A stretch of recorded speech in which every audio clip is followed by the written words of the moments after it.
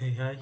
ఈరోజు నేను ఒక ట్రేడ్ అయితే తీసుకోవడం జరిగింది. సో, మార్కెట్ అయితే నిన్నటి డే క్యాండిల్ రేంజ్‌లోనే మార్కెట్ అయితే ఓపెన్ అయింది. ఓపెన్ అవుతూనే ఒక స్ట్రాంగ్ క్యాండిల్ బుల్లిష్ క్యాండిల్ అయితే ఫార్మ్ అయింది. బుల్లిష్ క్యాండిల్ ఫార్మ్ అయిన తర్వాత నిన్న ఎక్కడి నుంచి అయితే మార్కెట్ ఒక డౌన్ ట్రెండ్ వచ్చిందో అక్కడి నుంచి మార్కెట్ ఫస్ట్ ఒక ఫేక్ మూవ్ అనేది ఇచ్చింది. ఆ ఫేక్ మూవ్ ఇచ్చిన తర్వాత మళ్ళీ వెళ్ళి పైన ట్యాప్ చేసి అక్కడ ఉన్న దీనిపైన ఉన్న ఎస్ఎల్స్‌ని తీసుకొని మళ్ళీ మార్కెట్ కిందికి రివర్స్ అయింది. రివర్స్ అయిన తర్వాత అప్పుడు మ్యాక్సిమం రిటైల్ ట్రేడర్స్ ఏమనుకుంటారంటే ఇక్కడ ట్రాప్ చేసింది కాబట్టి ఇక్కడ డైరెక్షన్ చేంజ్ అయ్యి డే కింది వరకు మార్కెట్ వస్తుంది అనుకుని ఇక్కడ ప్రతి పుల్ బ్యాక్ ఏ పుల్ బ్యాక్ అయితే వస్తుందో ఈ ప్రతి పుల్ బ్యాక్లో కూడా ఎంటర్ అవుతూ ఉంటారు డౌన్ సైడ్కి మార్కెట్ ఇంకా డౌన్ ట్రెండ్కి ఈ కిందికి పడిపోతుంది అనేసి డే కింది వరకు టార్గెట్ పెట్టుకోవచ్చు అనేసి. సో ఇక్కడ హ్యూజ్ నెంబర్ ఆఫ్ ఆర్డర్స్ అయితే పెండింగ్లో ఉండిపోయాయి.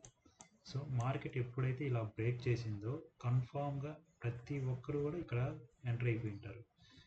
ఎప్పుడైతే వీళ్ళందరూ ఎంటర్ అయ్యారో మార్కెట్ మంచిగా చూడండి చిన్నగా చిన్నగా చిన్నగా వెళ్తూ వాళ్ళ స్టాప్ లాస్లు అన్నీ కొట్టుకుంటూ వెళ్ళిపోయింది. నా ఎంట్రీ ఎగ్జాక్ట్ ఎక్కడ పడింది ఈ రెడ్ క్యాండిల్లో పడింది.